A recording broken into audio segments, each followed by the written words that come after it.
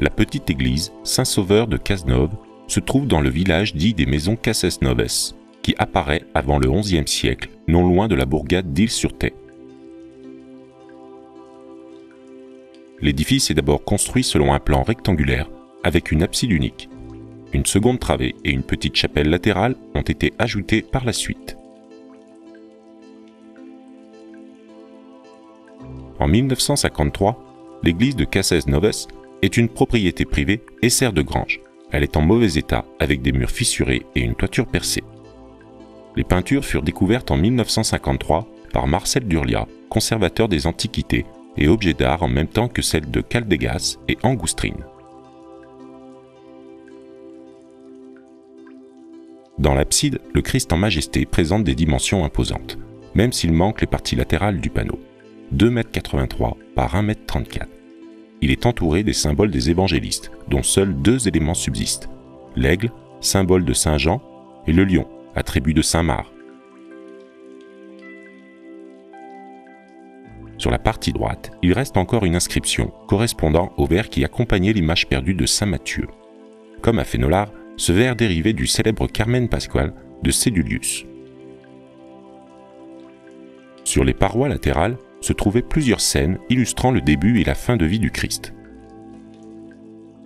À gauche, l'Annonciation à Marie et une crucifixion lacunaire. À droite, l'adoration des mages et un personnage tenant une inscription.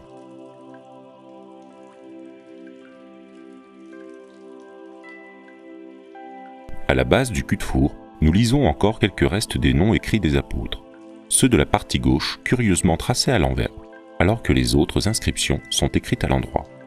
Certaines lettres sont imbriquées les unes dans les autres et présentent des caractéristiques que l'on retrouve dans des manuscrits catalans.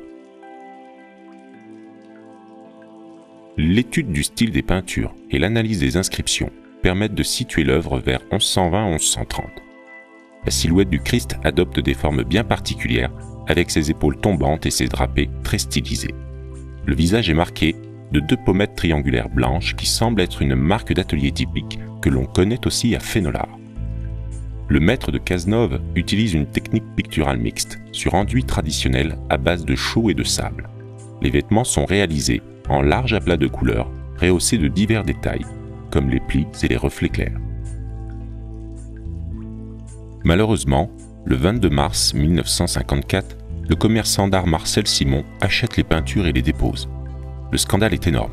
En 1955, Marcel Simon est condamné par le tribunal de Prades à restituer les peintures et les remettre en place à ses frais. Cette condamnation ne sera jamais suivie des faits et n'empêchera pas la vente à un antiquaire parisien en 1955.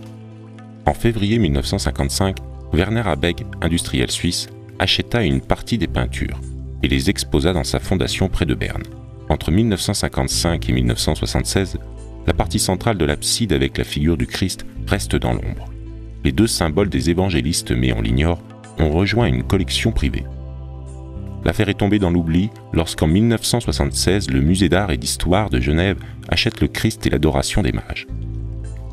À partir de 1990, s'ouvrent des contacts et des pourparlers. Finalement, le 21 septembre 1997, à l'occasion des Journées européennes du patrimoine, la ville de Genève restitue les peintures à Isle-sur-Theix. L'année précédente, le mécène Marcel Puech avait offert les 2 panneaux des évangélistes. Les peintures seront finalement classées au titre des objets mobiliers en 2009. La polémique est définitivement terminée avec l'arrivée des nouvelles technologies 3D qui permettent de restituer virtuellement l'aspect intérieur de l'église Saint-Sauveur de Cazenove et d'apprécier des œuvres maintenant dispersées dans des lieux très éloignés. Une étude générale de l'édifice est également nécessaire pour connaître le type et l'aspect des matériaux employés. L'épaisseur des murs, la forme des fenêtres, le type de charpente, les toitures sont autant d'éléments qu'il faut connaître pour restituer de manière réaliste l'aspect de la chapelle. Les peintures murales de l'abside se trouvaient autrefois sur une surface courbe. Elles ont été déposées et mises à plat contre des panneaux, ce qui implique une déformation des œuvres et une modification de leur perception. La restitution 3D permet de corriger ces déformations et de replacer les œuvres selon leur position d'origine. Ce projet pluridisciplinaire a été conduit par une équipe de chercheurs issus des universités de Montpellier 3 et de Barcelone, et la modélisation 3D a été financée par la DRAC du Languedoc-Roussillon.